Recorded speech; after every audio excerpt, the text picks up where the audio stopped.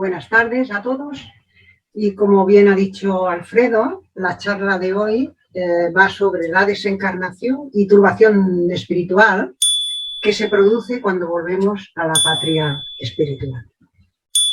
Pues vamos a comenzar. La mayoría de las personas, ante el momento de la muerte, por la que todos, absolutamente todos, tenemos que pasar, se hacen algunas preguntas como: ¿qué ocurrirá en el momento de la muerte? ¿Qué impresiones y qué sensaciones se producirán en esos momentos? ¿Se sufrirá o no durante la misma? El espiritismo, como ciencia y filosofía, nos aporta respuestas muy claras sobre este acontecimiento. Vamos a ver lo que nos dice el espiritismo. Morir, desencarnar. ¿Hay alguna diferencia entre morir y desencarnar? Sí. La muerte física y la desencarnación son hechos distintos y generalmente no ocurren simultáneamente. ¿Y cuál es la diferencia? La muerte del hombre es el término de su vida biológica. Es cuando se produce la aniquilación de las fuerzas vitales del cuerpo físico por agotamiento de sus órganos. La desencarnación ocurre cuando el espíritu, como consecuencia de la extinción de la vida orgánica, se desprende del cuerpo físico y de sus influencias, y conservando su periespíritu entra en el mundo espiritual. Allan Kardec nos dice que el hombre se compone de 3 elementos, y estos son el alma o espíritu, que es el principio inteligente del universo; el periespíritu, que es el cuerpo semimaterial que envuelve al alma o espíritu y del que no se separa ni antes ni después de la muerte; y el cuerpo o ser material, que es análogo al de los animales y que está animado por el mismo principio vital. Una vez hecha esta aclaración, ahora veremos lo que sucede cuando sobreviene el final de la vida física y cómo se produce el tránsito del plano físico al plano espiritual.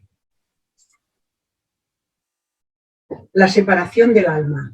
La extinción de la vida orgánica hace que el alma o espíritu se separe del cuerpo material por medio de la ruptura del lazo fluídico que los liga.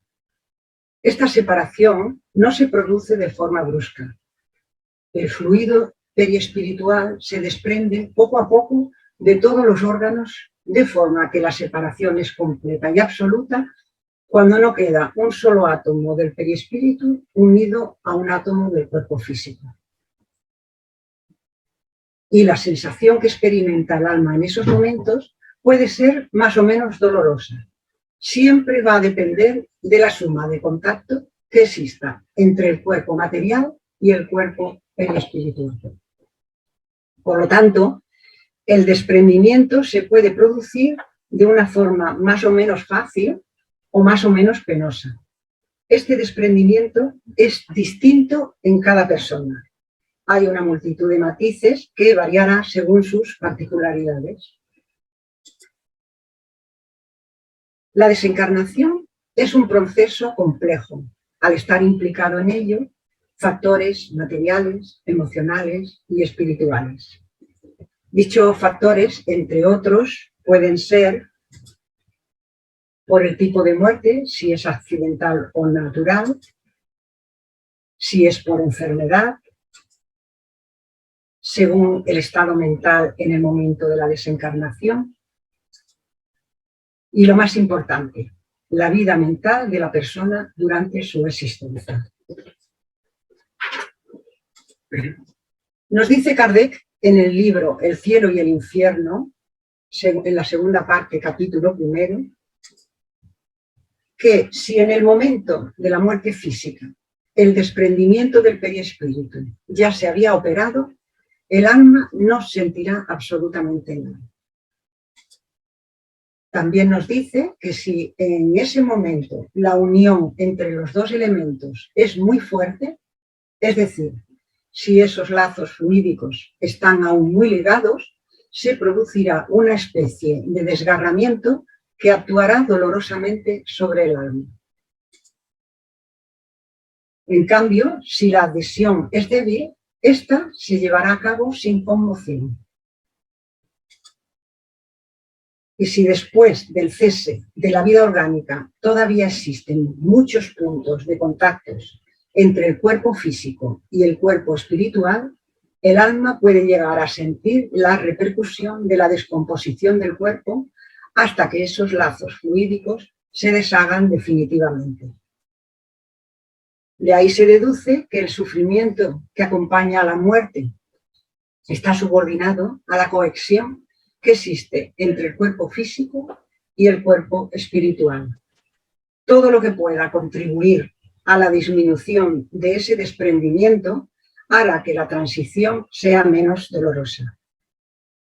Hay otro fenómeno muy importante que se produce durante la transición, que es la turbación.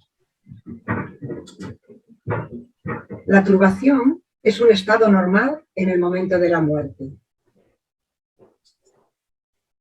En ese instante, el alma experimenta un sopor que bloquea momentáneamente sus facultades, impidiendo al mismo tiempo, en parte, las sensaciones.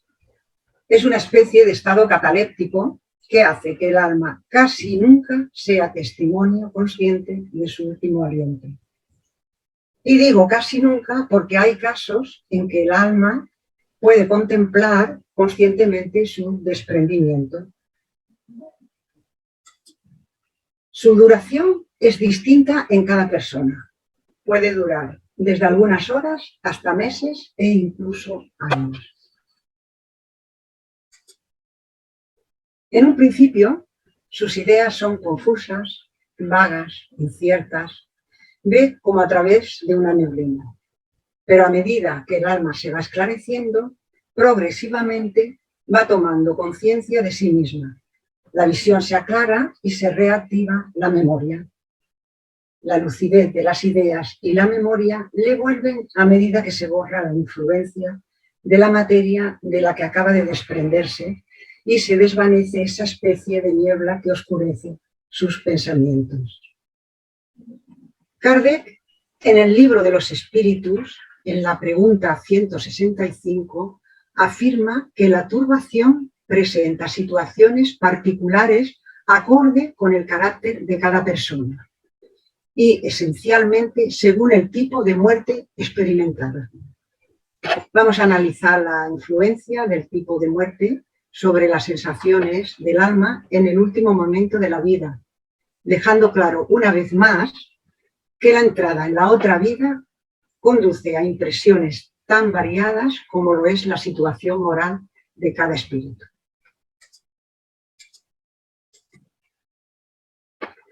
Cuando es por muerte natural, por la extinción de las fuerzas vitales, por vejez o enfermedad, el desprendimiento ocurre suavemente.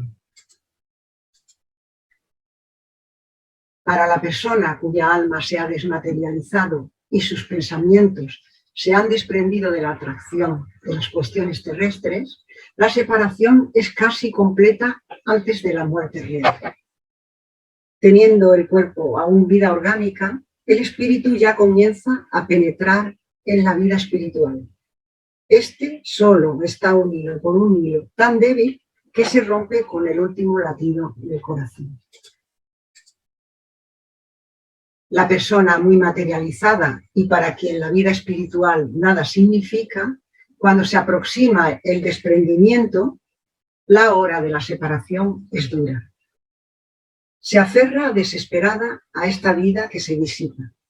De ahí la lucha terrible entre la materia que se disgrega y el alma que se obstina en retener el cuerpo. A veces ésta permanece en él como adormecida hasta la descomposición completa de la materia.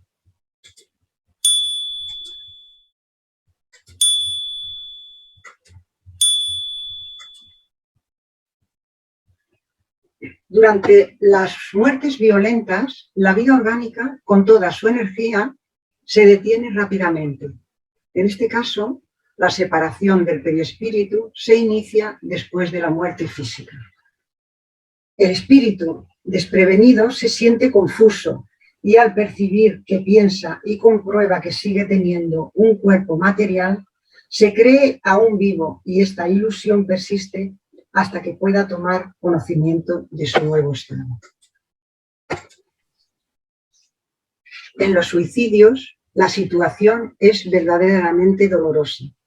La persona experimenta durante algún tiempo las sensaciones y angustia del acto.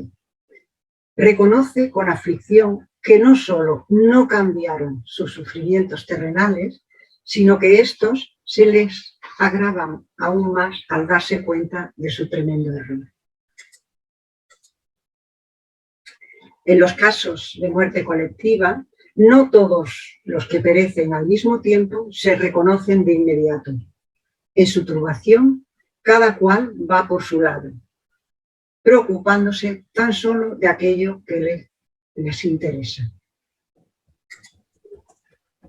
León Denis, en el libro El problema del ser y del destino, nos dice que en el estado de turbación, el alma tiene conciencia de los pensamientos de amor y de caridad.